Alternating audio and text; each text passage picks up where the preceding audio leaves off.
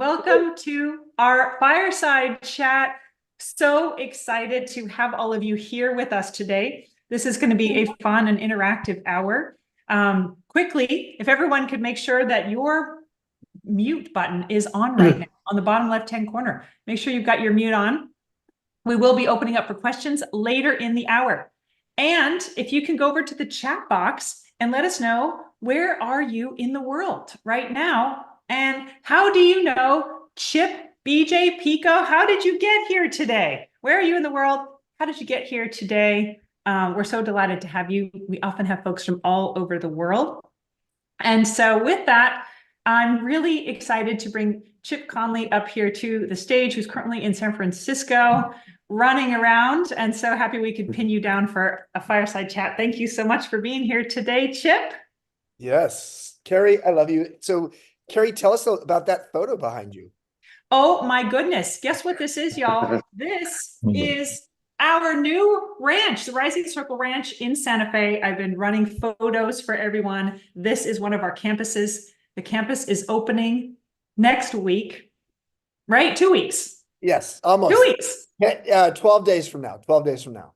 Okay, see, right in between. 12 days from now, we are so excited. This could be you guys walking along this road here and having a lovely day. So Yeah. hence the lovely day. So Lovely Chip, day. founder of MEA, the world's first midlife wisdom school. Some of you might be here for the first time.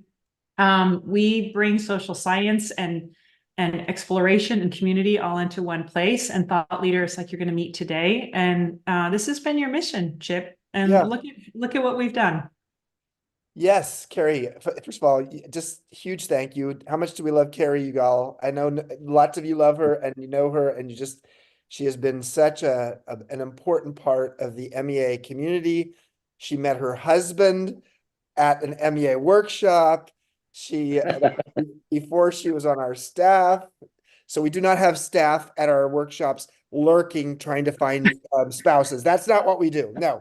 Um, so Carrie, thank you so much. So yes, Santa Fe campus opens in 12 days with Michael Franti, the award-winning musician, leading a workshop that's sold out. And the very weekend after that, we have our annual alumni homecoming. A lot of people who come to MEA don't recognize that we have almost 5,000 alumni from 48 countries. And we have 26, soon to be 28 regional chapters around the world. So one of the real benefits of being part of MEA is not just going to a workshop or doing an online course, but it's being part of a global movement and a community that is growing rapidly. Average age of the people in the community is in mid-50s, but we have people as young as 25 and as old as 88. And that 88-year-old's on the call right now, Jim Flaherty. We always call you out. Thank you for being a role model for us. Jim will be at the Blue Zones workshop. So we have a Blue Zones. We have a partnership with Dan Buettner and Blue Zones. And this year we have two Blue Zones workshops, one in June in Baja and the other one in the fall in Santa Fe. So what's so interesting is both of our speakers today are teaching workshops. They're two of our inaugural workshop leaders at our new campus in Santa Fe. So let me talk about that campus for a moment, and then I'll bring them both up here. But let me talk about the campus first. So the campus is 2,566 acres. It's 4 square miles. It has dozens and dozens of hiking, mountain biking, and horseback riding trails. We have horses there who are helping to regenerate the land. We call them modern elder horses because some of them are retired. And so, maybe that's what we're all supposed to be doing. We're supposed to be pooping on the land as we get older. Oh, they put us out to pasture. That's what they mean. We're supposed to be like regenerating the land. I'm sorry, my bad sense of humor. On a day like today, I act like a 14-year-old. But long story short is, it is so beautiful there. And we're really honored that, let's bring BJ and Pico to the stage right now, that the two of these gentlemen are going to be two of our first leaders, workshop leaders.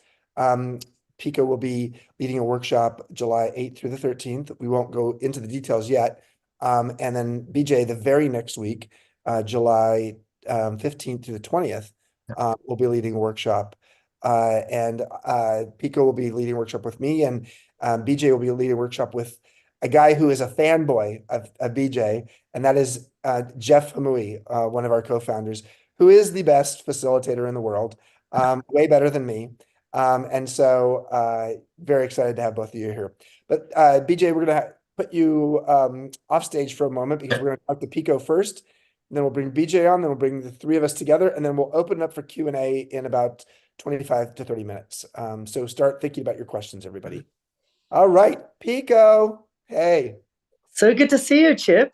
So good to see you too. And thank God, so BJ had to get up at 6 a.m. this morning because he's from Maui. You're usually in Kyoto, Japan, and thank God you're in Santa Barbara right now, which is a place you spend a lot of time. And so the timing of this worked. But one of the things I just want to start with is just your relationship with a place that we both love, the Hermitage south of Esalen. Can you actually talk about why you love a hermitage and what it does for helping you to focus on contemplation and stillness, and just centering yourself? I would say the best thing about the Hermitage is it reminds me what I love.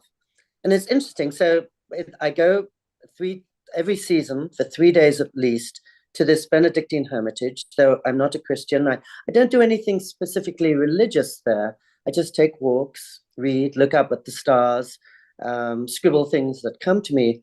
But I find in my normal life, when I'm racing from the pharmacy to the bank to the supermarket, so much is coming in on me that the really essential stuff and the trivial stuff are all jumbled together.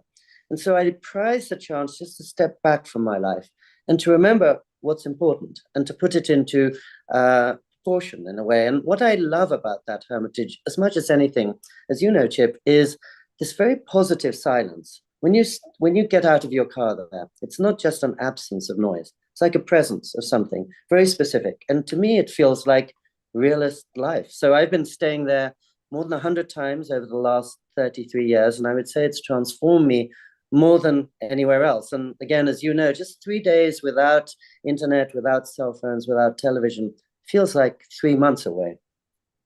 Mm. So on that matter, so you wrote a book called The Art of Stillness. I did. And which is such an irony. So your like many of your books are have a juxtaposition. You are a world traveler and famously known as a travel writer, along with a philosopher and a mindfulness um, activist. I'll just say activist may not be the right word. So you travel, but you also travel within. So talk a little bit more about the art of stillness, and which may be one of your best known books. And how did you find this practice? What for you as someone who's a traveler, what have you learned over the years in terms of just going within and traveling within? So I'll say two things. In terms of travel, I travel, as we all know, doesn't have to do with getting stamps in your passports. It's really about seeing the world in new ways. It's not about movement, it's about being moved. But you're right that when I travel around the world, I think of it almost like going to a farmer's market, gathering lots of spices and herbs and vegetables. But it's only by sitting still that I can turn those into a meal. Stillness is a way of taking the many sights I've seen and turning them into insights, I hope. It's about converting experience into meaning. So because I'm a writer, I spend a couple of weeks traveling around the world and then a couple of months not going anywhere in order to try to make sense of what I've seen. And I first actually began going to the Hermitage when the house that used to be where I'm sitting right now burnt to the ground. And I lost everything in the world. And I was sleeping on a friend's floor for many months as my mother and I slowly reconstructed our lives. And another friend came along. He said, "Look, Pico, you can do better than this." And he was a school teacher.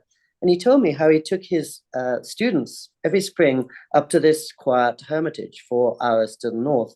And he said, even the most fidgety, distracted kid only had to spend 3 days in silence, and he calmed down and cleared out to the point where he never wanted to go home again. And so I thought anything that works for a 15-year-old kid is probably ideal for me. And because I was sleeping on a floor then, I realized, well, if nothing else, I'd have a comfortable bed, a big desk, a private garden, ocean view, wonderful food laid out for me 3 times a day, all for $30 a night. So that's what opened the door to the contemplation, which now, as you know, seems like the richest part of life to me. Mm. And maybe I'll just say one other thing, which is, as you know, I've been lucky enough to spend 50 years regularly talking and traveling with the Dalai Lama. And what strikes me is that when I go through his daily routine with him, I'm exhausted at the end of it. I'm 22 years younger than he. And he's absolutely tireless. He doesn't take a single break from the time he comes out of his hotel room at 8:30 in the morning to the time he retires at 4:30 in the afternoon. And so a part of me thinks, I want what he's got. How do I get that absolute sense of presence and calm and joy that he radiates? And I realize a lot of it has to do with the fact he begins every day sitting quietly, meditating for 4 hours a day. And I think if the busiest person I know can do that for 4 hours a day, I should be able to manage at least 20 minutes of being quiet. Beautiful.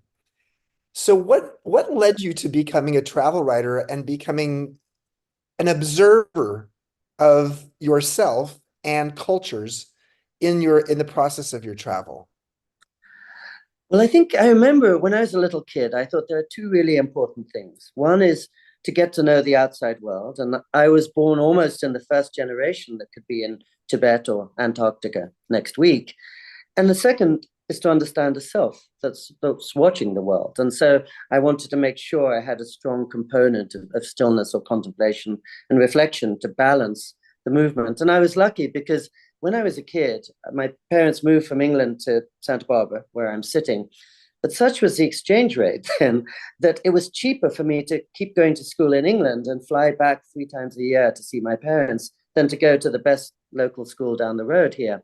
So from the time I was 9, I was going alone to school by plane over the North Pole 3 times a year and flying back. And so that gave me a sense of how traveling allowed me to have many different sets of eyes. I wasn't just an English kid or just a kid in California, but I was both at the same time. Do you have any favorite places in the world? Too many. The place I'm telling all my friends to go to, because the most surprising and most sophisticated right now, is Iran. I used to spend a lot of time in Cuba because that was the most happy, the saddest, the most beautiful, the most dilapidated. It got into me like a song that's in your head that you just can't get out of your head. And I love the fact that every time I came back from Cuba, I had many more questions than when I went. And I realized I could keep leaving Cuba, but Cuba would never really leave me. But I have too many candidates, really. Wow. So one of your books that I just deeply love is called Autumn Light, The Season of Fire and Farewells. And the name of your workshop that I will be joining you with, I'll be joining with you in the workshop, is called The Seasons of Life. And you named this workshop. And I would love to have you maybe talk a little bit about your perspective on the seasons of life, and quite specifically, what does autumn represent? Yeah, thank you, Chip.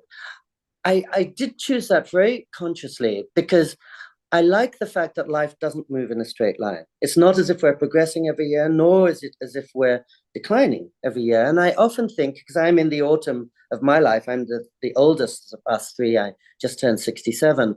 And I've noticed, as you write in your recent books, that autumn really has depths and beauties that spring can't guess at. You know, I feel freer, happier, I hope kinder now than I was 20 years ago. And even winter has the grace of being the entranceway to spring.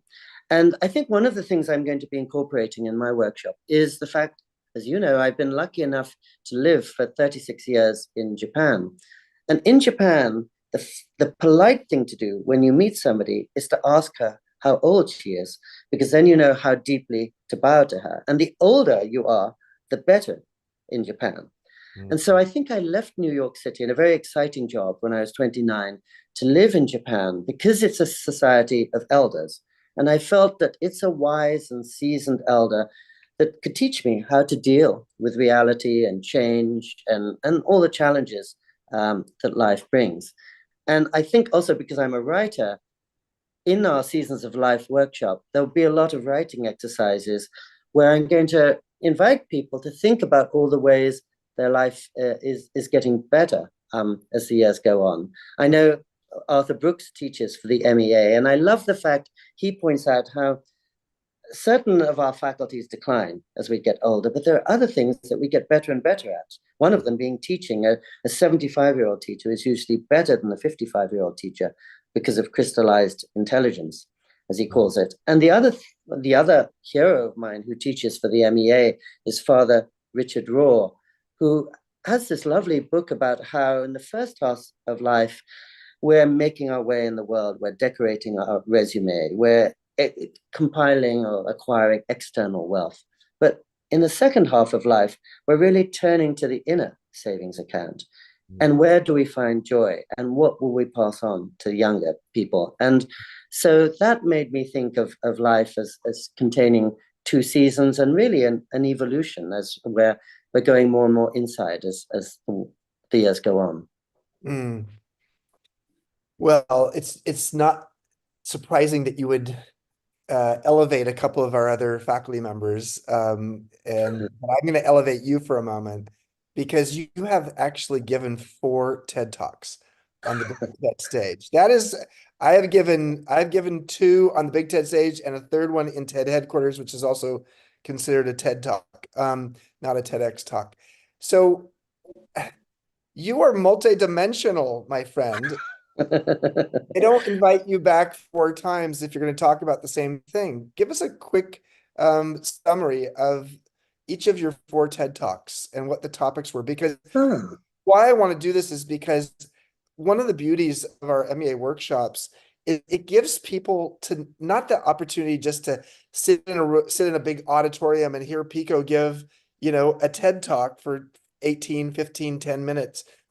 My last one was 4 minutes, so I'm learning that they're just trying to usher me out. So, but it's the opportunity to actually sit at lunches and at dinners and get to know you and go for walks. I mean, with all of this hiking trails and you really get to know the person because our workshops are intimate. So tell us a little bit about these 4 workshops because I know they are a window into what's been important to you in your life. Yeah, I'm really looking forward to those hikes and those lunches. So my first TED Talk was titled Where is Home? And it was about especially the younger generation now who have one home associated with where they were born, one with where they're living, one with where their partners are from. And our homes are really collages now. So it's about the multicultural century. The second was about the art of stillness, which you mentioned before, the sense that we're in such a hurry sometimes we don't see what a hurry we're in. And the fact that every one of us today is going to take in more information than Shakespeare did in his whole lifetime. Does that make us wiser than Shakespeare? I think maybe the opposite. And the third, I gave the last talk in the first ever TED Summit. And because so many of the earlier talks had been about wonderful new discoveries, my talk was about how much we don't know and how what we don't know is actually the source of wonder and the source of excitement and the fact that we're surrounded by this fascinating darkness that we still can't penetrate. And the fourth, if you can believe it, was about how much I've learned from life by playing ping pong with my very elderly, often 80-year-old neighbors in Japan, where we played best of 2 games and we change partners every 5 minutes, so nobody wins and nobody loses and everybody has a great time. And I'm now actually working on what I hope might be my 5th talk, which is about the liberation that comes with silence. Well, and will you just go on stage and just be quiet for 15 minutes? That would be the ideal. I'm not sure our friends at TED would appreciate that. No, I don't think so either. So, gosh, you're a philosopher. You are so many different things. We're going to come back to you, but I'm going to usher you off stage now and let BJ come on. Let's give we do this in the MEA world when it's polishing the pearl of wisdom. Let's polish the pearl of wisdom for Pico. Thank you so much, Pico. Thank you. BJ, Hey, good morning. This is your aloha, good morning. aloha. You're in Maui. You are Yes. in a place that I love deeply. And first of all, before we dive into a little bit of your story, how's Maui doing? In the It's wake tough. of, yeah. It's tough. It's kind of little by little finding its footing and its way back. And I'm in particular working with some schools and trying to help the schools because I think that is the long-term game plan to help Maui, especially the teachers. So it's tough. It's not so much in the news, y'all, anymore, but lots of struggle here. Yep. So for those who don't know BJ is, we're excited. If I were to talk about these two workshop leaders who are sort of back to back, Pico in early July and BJ in mid-July, there's an element of the life well lived. And in many ways, Pico is sort of the artist on that level. And I like to say that MEA is about the social science of longevity along with the art of living. And when it comes to BJ, he has an art to living too, because quite frankly, he is curating his life quite well at age 60. But he's a scientist. He created the behavior design lab at Stanford, and he's really studied human behaviors as a social scientist his whole life. And he has a book that became a New York Times bestseller called Tiny Habits. And we're going to dive into that right now, BJ, to sort of just say like, there are so many of us, frankly, as we get older and MEA attracts people who are in midlife and beyond. Many of us pick up some habits along the way and we want to get rid of them, or we want to actually create new habits. Will you just give us a little window into Tiny Habits? The name of your workshop is called Tiny Habits, Massive Change. But like, what are some key skills that people need to know or about how to deal with habits? Yeah. Well, first of all, there's a whole bunch of old traditional stuff that you should just set aside. It doesn't work well. Don't pay attention to it. And that's really in some ways what about 2010, when I got really obsessed about habits and behavior change. It's like the old stuff doesn't work and there's got to be a better way. What's an example of old stuff? Oh, you just set a really massive goal and you try to keep yourself motivated. You make a public commitment. You put a check on the calendar every day you do it and a frowny face when you don't. Those are all bad techniques, you all. The opposite, I'm going to give two high-level principles, and the Tiny Habits method has very specific aspects to it, maybe too much to cover here. But the high-level principles are help yourself do what you already want to do. So I call that maxim number one. The opposite is force yourself or bribe yourself or guilt yourself into doing things you don't want to do. No, help yourself do what you already want to do. Next, help yourself feel successful. Those are the two keys. Those are two high-level principles, whether you're trying to change your own behavior or somebody else's, your spouse, an employee, your kids. You got to do those two things in order to have change endure.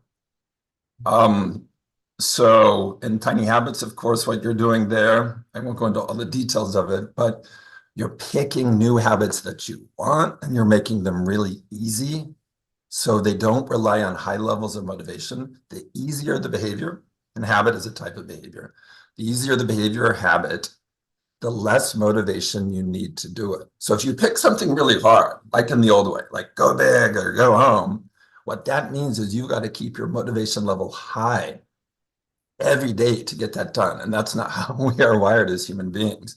So in Tiny Habits, that turns upside down. It's like, no, make it as easy as possible. And then I'll just add one more thing. And the old method is really about, you got to be perfect. Even William James back in the day, who got so many things right in his 1890 textbook, so many things right, he got this piece wrong. He proposed and put out there, you got to be perfect. Don't miss a step. And that, in my experience in research, is not accurate. You don't have to be perfect. It's like a baby learning to walk, you're going to stumble.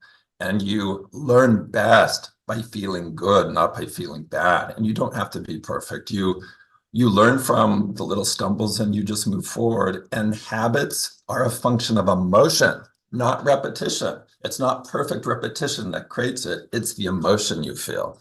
And those are some of the things we'll go deeper into the workshop and give people skills of what's the right habit for me? How do I make it tiny? How do I self-reinforce through emotion so the habit forms very, very quickly? So when you say tiny, obviously it's doable, it's attainable. It's not, there's also talk about stacking a habit onto something you're already doing on a regular basis. So let me use my example. I say 3 prayers and 6 mantras, and I say the 6 mantras 3 times each every morning. Now you can say like, well, when do you have time to do that? I do it in the shower. 3 prayers, 6 mantras in the shower, because I'm taking a shower every morning. We won't talk about you. You're at 6 a.m. in the morning. But I take my shower in the morning, and that's when I say my prayers and my meditations. Do you believe in stacking? And can you explain that a little more? Yeah, I give a TED talk on just this concept, exactly. A TEDx talk. Okay. And it was a breakthrough in how people think about habits. And I called it anchoring, and other people took a concept and renamed it stacking, though people still call it stacking in my work. The idea, and it fits into a larger understanding of how to create habits, is you're designing habits into your life. It's a process of design. And part of that is understanding, where does this new habit fit naturally in my existing routine? Where can I design this? And the concept, and this is what I explain in the TED talk, so I won't go far here, is if you know what the new habit comes after I get in the shower, I will say this thing. For me, it's after I turn on the shower, and that's not so much true here in Maui because the water's always warm. But when I'm in California, after I turn on the shower, I will think of one thing I'm grateful for about my body, and I try to think of something really different and unusual. A current habit that I've wired in, which I'm loving, is after I go to look at the New York Times on my iPad, I get down on the floor rather than my big comfy lazy boy, right? So I wanted more floor time. I wanted to sit on the floor. I wanted to have positions on the floor and ground become more comfortable. And I thought, well, where does that fit in my life? Well, it's in the mornings early when I'm, reading and catching up on the world and so on. And that works really well. It's become a very compelling habit for me but I had to find where it fit naturally in my life. So the key is, what does it come after? In Tiny Habits, we call it anchoring. So you're like tying the new habit to something that's very solid in your life. Other people call it habit stacking, but it's the same kind of concept. And that's important, because if you don't know where this new behavior fits in your life, it's like you bought a painting and you don't know where it's going to go in your home. It's like, okay, here's this painting that has no place to fit in my home because it's too big, right? And so back to one of the main themes is, in creating habits and behavior change, you are designing it into your life. It's a method of design, not a question of willpower or motivation or discipline. It's not those things. So in the chat, I'd love for people to include a habit you'd love to integrate it in your life. So what's a habit that you wish you could actually bring into your life? I know that there's a workshop for that, but you don't have to do the workshop to be able to put this in the chat. So write down a lot of meditation choices here. Look at that. So in the workshop, BJ, will you also focus on habits you want to get rid of? Is that, or is it more focused on adding habits? To some extent. I mean, everybody has habits they wish they could diminish or get rid of. The steps for doing that are to create good habits. So if you have, 3 in the morning, I'm eating chocolate cake habit as a snack, it's better to create positive snacking habits and not worry so much about the setbacks. What happens is, and this is what So when I started teaching the Tiny Habits method in a 5-day program back in 2011, so in 2010, I was playing around with my own habits, and it's like, oh my gosh, this is really easy to create habits, way easier than people think. So I created a 5-day program where I would coach people through email individually. And I didn't realize that it would grow to hundreds of people a week and thousands of people a year while I'm interacting and coaching and coaching and coaching. And what I noticed, and every weekend I would evaluate how the program went, what worked, what didn't. I would vary it. I would do true experiments. Let's do a habit buddy versus not a habit buddy. Let's do it through email versus let's do it through texting, etc. Let's do 1 habit versus 3 habits. I ran all these permutations. And about 3 years in, because I was reading all these emails about, the responses, I started noticing that people saying, oh my gosh, I feel like such a different person. It's only been 4 days and this is a 5-day program. Am I going crazy? I just feel like I have this superpower now. I feel different. And so I added to the evaluation that I do, the assessment I do at the end of every week, a question about identity, where people would fill in the blank, after doing Tiny Habits, I now feel I'm the kind of person who, and they could just fill in whatever they want. And say that again. Say that again. Yeah. I'm the kind of person who. I'm the kind of person who. I see I'm the kind of person who. I forgot the exact wording. I realized, I'm the kind of person who. So what I was trying to do in a qualitative way, but I was getting thousands of responses a year, was assess what kind of identity shift was happening to people, because I was seeing it in their emails. So I wanted to get a little more rigorous. And it turns out that people were having these shifts in identity where they felt, I'm the kind of person who can follow through. I'm the kind of person who can change. I'm the kind of person who can achieve my dreams. And I'll just fast forward to what I think is driving that. When people make a change and feel successful, that then helps them bring into their lives that identity they really want. I'm the person who can change. And it seems like the change, the habit, does not have to be huge. It can just be flossing 1 tooth. And that was kind of the thing that was like, wow, you can help people shift identity. And we have different identities at different times. We wear different hats at different times. But to more readily have that positive identity of like, oh, I'm the kind of person who fails all the time. I'm the person who can't change. I'm the person who's too old. To, I'm the person who can change. I'm the kind of person who can follow through. And the success, they weren't doing huge things. They were doing very small things and feeling successful. And I think that is the key. Beautiful. Let's bring Pico back up on stage. And I have one last question for the two of you, and then we're going to open up for Q&A. So highly recommend, if you have a question already in your mind, raise your hand using the reactions button at the bottom of the screen and get in the queue, because quite frankly, people actually get disappointed that we don't have time for them. And we are, there's only so many people we can actually have ask a question.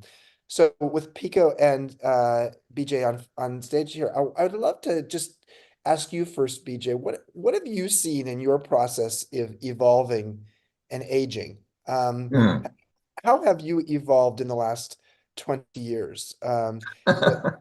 Wow, in so many ways. I think I'm nicer to myself now. And I think that comes from coaching so many people in habits, playing around with my own. And part of the method, which is deeply integrated into me, is just, you learn things when you learn things, and not beating myself up for, I grew up Mormon, y'all. I grew up in California in a super, super strict Mormon family. All my ancestors were pioneers. Some of them were polygamous. I mean, it was about as hardcore Mormon as you can get in California. And there's a notion within Mormonism is you have to be perfect. You're working toward perfection, which can be, I think, in some ways really damaging. Sorry if there's LDS Mormon people here. But you understand where I'm coming from. So I think a big change I had was just not only being kinder to myself, but kind of being curious and surprised and delighted with the weirdnesses and the times when I didn't do exactly what I intended or didn't measure up. And not being hard on myself, of just being nice to myself. I think that's one of the biggest shifts. Mm. And Pico, how about you? I at the start of our talk, you sort of talked a little bit about this, but as you've seen yourself age, what do you admire about yourself more today than 20 years ago? Oops, we got you on silence. Just 1 second. Let's take Pico off of silence. Okay, can you hear me now? Yep. Yes? Okay, so I think I'm humbler. When I was a kid, I really wanted to be a master of the universe. And now I feel I'm happy to be a servant of the universe. I don't know what's coming tomorrow. And I relish that sense of all the things that I don't know. I think I'm much freer. I'm not trying to impress people. I'm not trying to decorate my resume the way I used to. And as I said earlier, happier because I have a keener sense of what really fulfills me. And so I'm spending more time walking along the beach or playing ping pong, as I mentioned, or writing, which is my my great passion. So I think it's a sense of sifting and remembering what is closest to me and where I owe my deepest responsibilities. Beautiful. Thank you. All right, so we're going to go to some questions now. David Weaver, we have to see you. So I'm not calling on you unless, okay, there you go. Okay, so you're walking around. David is in Vermont, I believe. Is that right? Yeah, I'm walking the dog. That's true. Okay, so ask a question. Will do. BJ, I'm gonna direct this to you, but I actually think both of our speakers will have an interesting take on this. I've been recently reading a lot and primarily influenced by the South Korean philosopher Byung-Chul Han, and thinking about the disappearance of rituals. I would love for you to talk about rituals, habits, how they differ for you, and and even in your personal life, how do you think about rituals and habits differently, and how do you integrate them? Wow, I think there's an MAE, MEA Yeah. email on this. That's like a tongue twister. Yes. There is. MEA email on this. So I'm not going to go too deep into it. In terms of how I think about it, they can be very similar. So you got habits, routines, rituals. There's a book that just came out by a Harvard professor that distinguishes them. I don't really agree with this category, but I will say this. I think there are practices that we do, and some of them are habits that have more meaning, that there's some, for example, I'll give one. In Maui, what I do, and my husband and I are living here most of the time now, which is interesting. Thanks, Stanford. In the morning, and every morning that there's good waves, I go out and surf. And that's most mornings, not lately, but most mornings. And so I get to the water's edge with my board and I pause, and I have a habit, also a ritual of saying, thank you, God, Kia kua. I am in your hands today. What do you want me to do? I'm going to go out and surf, and I'm going to come back and work my butt off and do what I'm supposed to be doing. And I'm getting chills talking about that because that's a very important moment for me. I don't just run in the water and start surfing. I have this moment, and it's a beautiful moment because I'm very into nature and connecting with nature, and there's beauty. And for me, that is a ritual, but also a habit. But it's one with more meaning than just, flossing my teeth. Great. Thank you. Let's Thank you. want to add, Pico?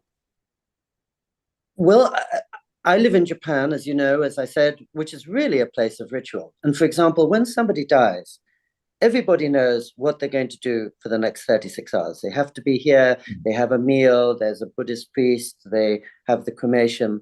And of course, they feel grief, sorrow, confusion. But at that most difficult moment, they know exactly what marks to hit, where to be, and what to do. And I think that kind of ritual is most consoling when we're most at a loss. And the whole of Japan is based on that sense that you do things according to tradition. And I think that's often a great comfort, especially at the moments when we're most unsettled. Great. Thank you so much. Thank you both. Ginger, hello. Hi, Chip. This is odd because I've been thinking a lot about that know what comes after comment.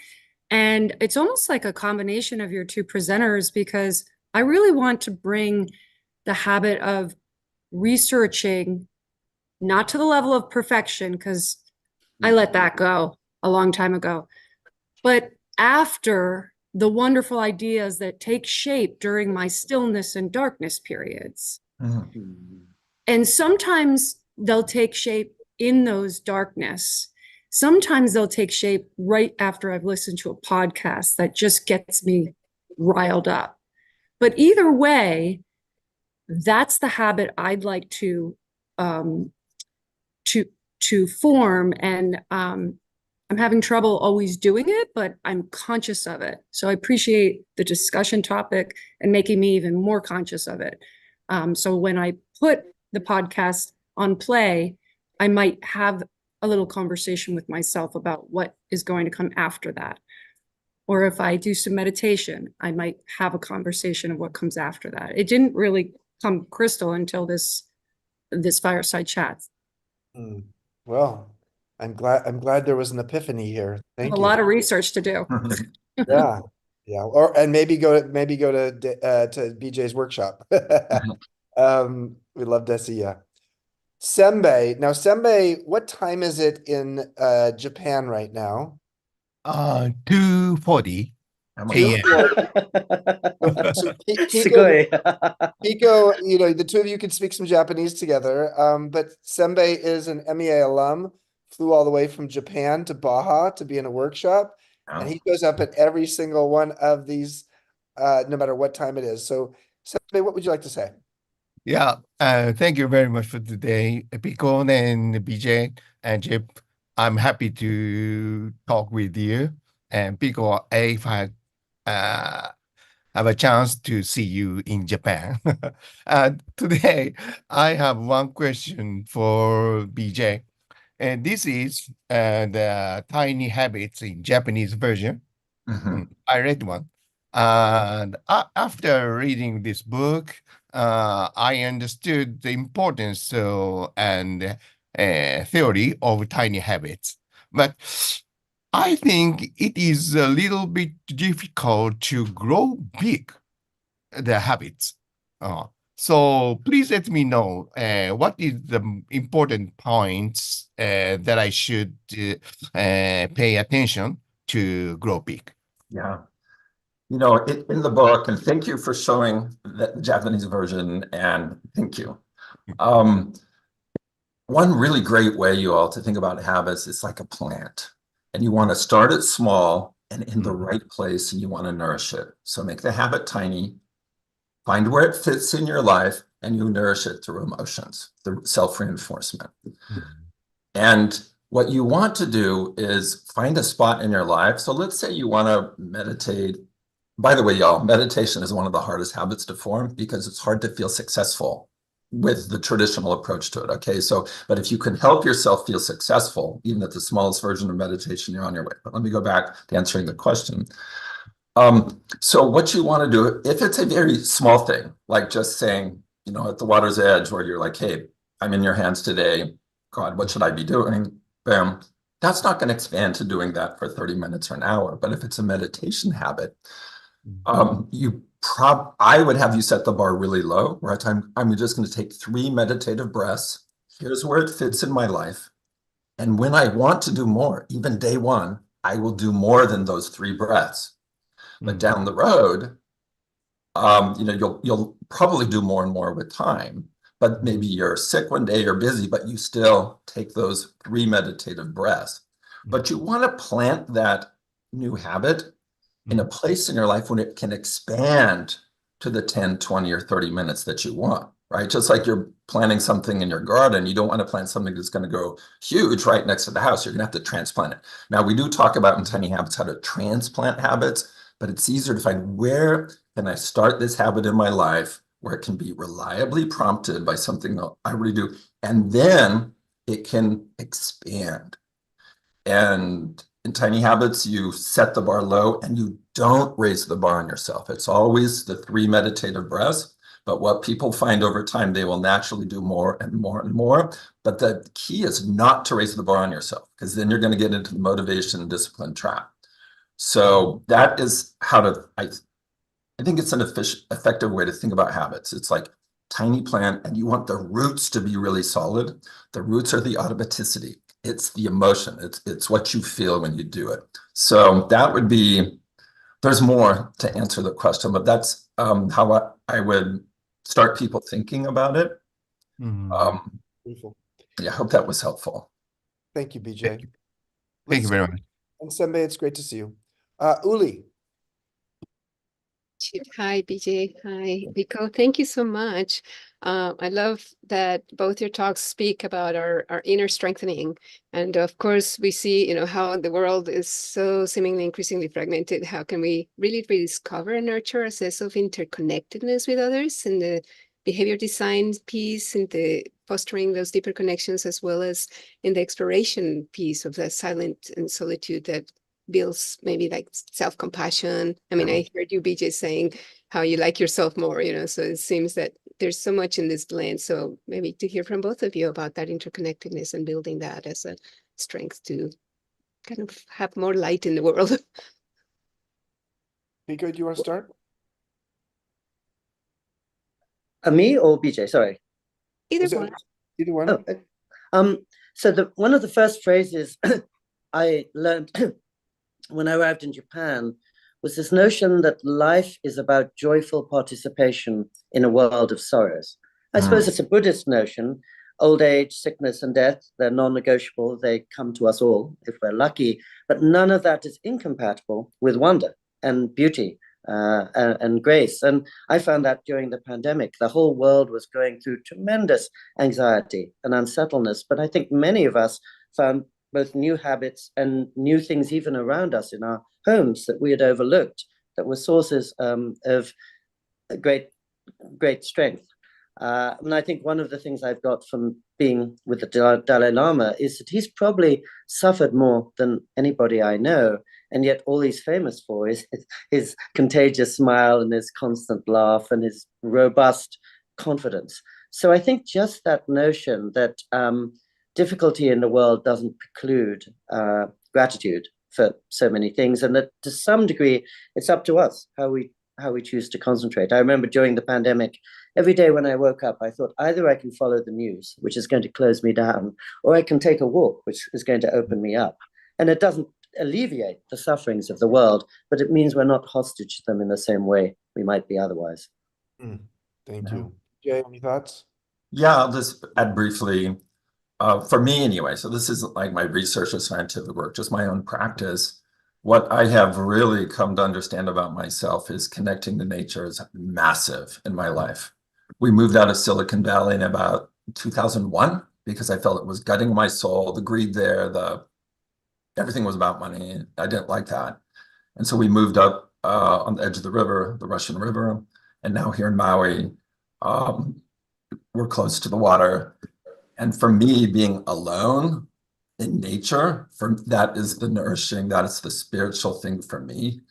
And it's kind of weird because I've always thought of myself as an extrovert, and maybe I'm not. I love being alone in nature, and I don't even bring anything with me to read or do. I just look at stuff. I don't know. It's hard to describe, but for me, that's just fundamental to who I am and really important to my happiness. Thank you. Leslie. Hi, thank you guys for all of this. Has been wonderful. That quote that you just said, Pico, about the art of joyful participation amidst the sorrow, kind of the sorrows of life. I feel like I was really good at joyful participation for the first half of my life, and maybe that was the spring. And then in 2023, my dad died, my husband left me, and I had to close a business that I spent 15 years building so I could get a job and keep my daughter and I afloat. So the job is really good. I love my boss. There's little things that I'm finding joy in, but I feel like my life kind of burned down. So I'm curious, like, how do I'm struggling to get back to that joyful participation, and I'm trying to learn how to walk with the grief.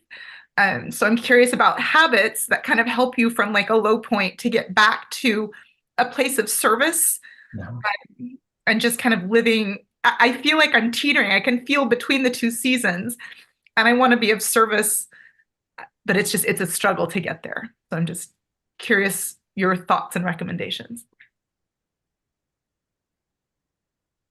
Well, I'll start. I'm not the smartest one on this topic, and I'm so sorry. I'm so sorry that you've it sounds really, really tough.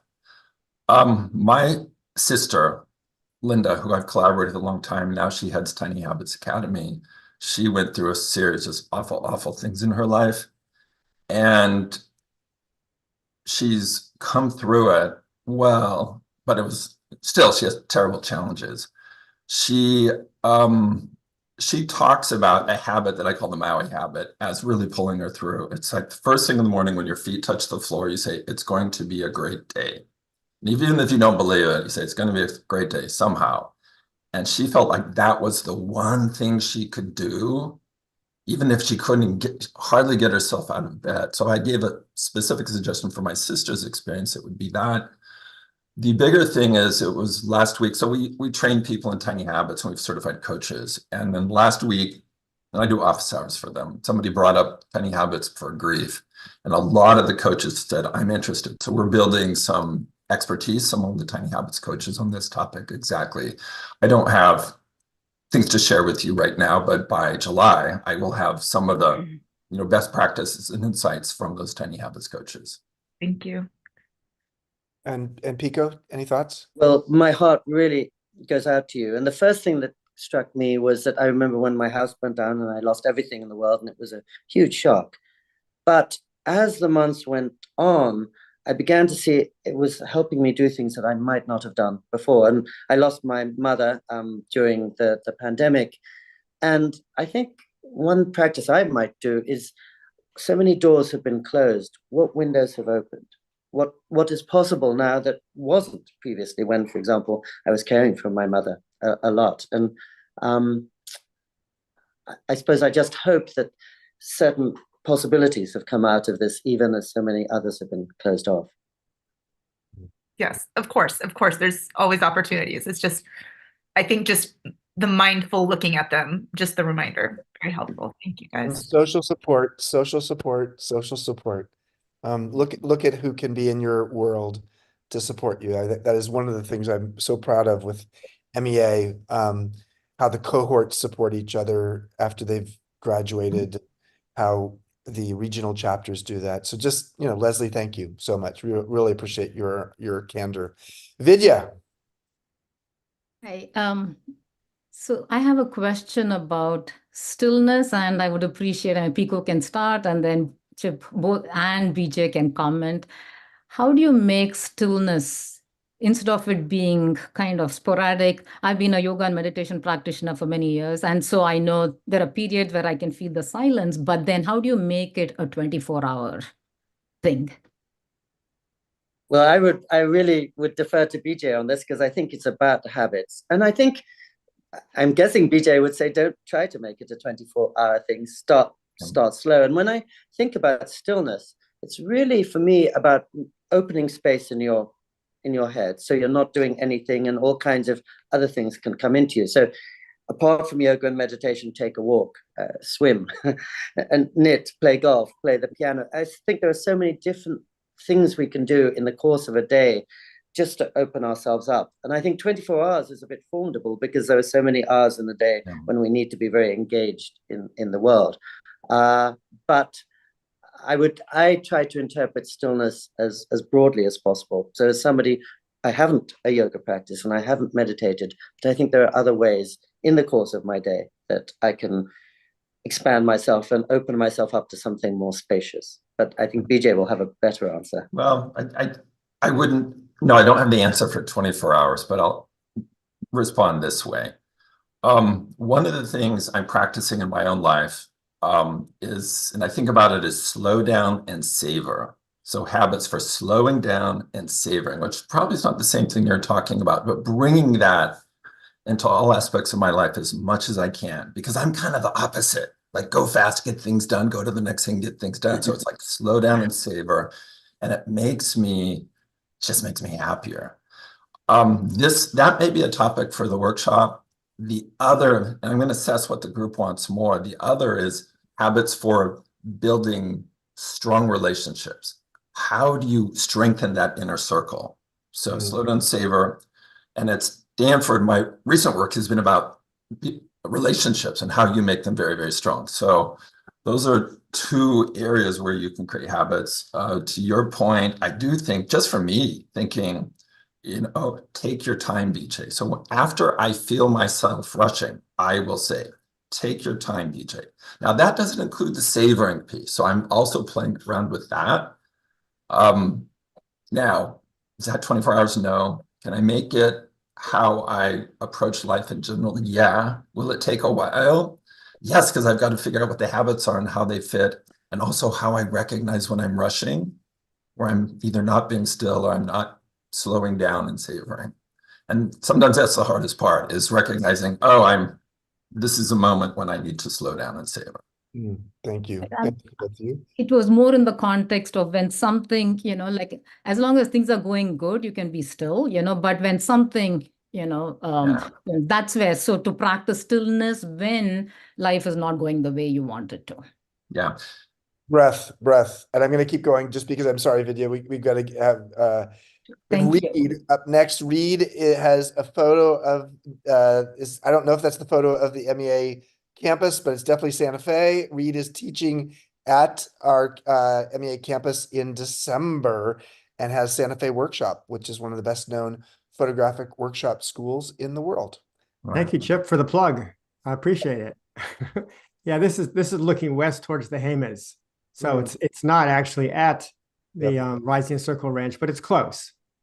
But it's the view that you guys have there.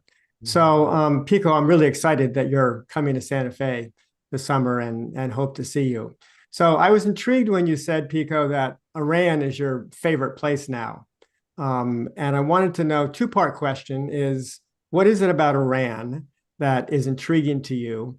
And what are the 3 or 4 habits that you do when you go to a new place, when you travel to a new destination? And then maybe BJ, maybe you have some ideas too about habits for traveling, because we all love to travel, and traveling with a camera also is a wonderful way to explore a new place.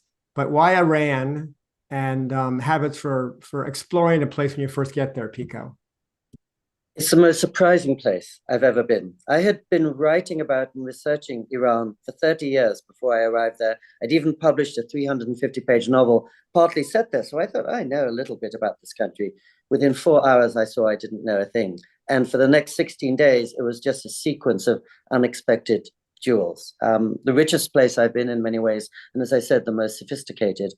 In terms of habits, one thing I do is my first 48 hours in any place, I try to walk and walk and walk as much as I can with my little notebook, just letting the place introduce itself to me. The way when you meet a fascinating stranger, you want to hear everything about her history, her dreams, her character. I find after 2 days, ideas begin to settle in me, and then I'm not seeing it in the same way. I'm only seeing what confirms my ideas. But for those early 2 days, I'm wide open. And when I get home, it's the notes I took even on the drive in from the airport that are the freshest and the truest. A second one, and I don't want to take up too much time, is to go and see the things I would go to see anyway, because they'll be radically different. Go to a movie in Beirut, go to an opera in Rangoon. When I first went to Japan, I started going to baseball games because I thought I could understand that even if I didn't understand Japanese.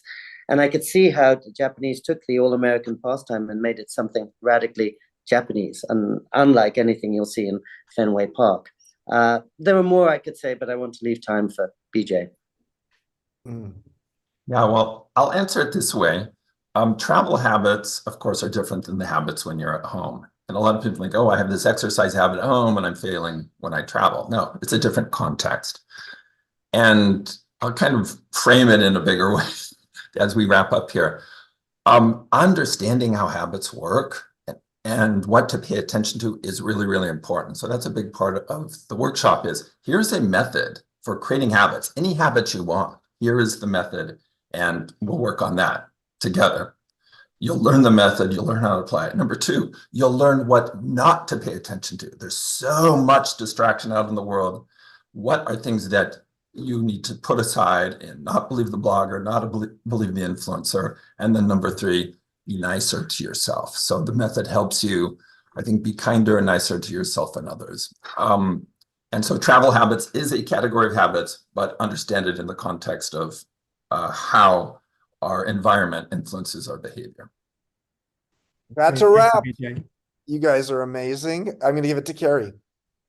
Amazing hour. Everybody, let's put it up for Pico and BJ and Chip. What an astonishing conversation. We will be sending everyone the recording. You can see it under Free Wisdom on our website. And with that, make it a lovely day, everyone.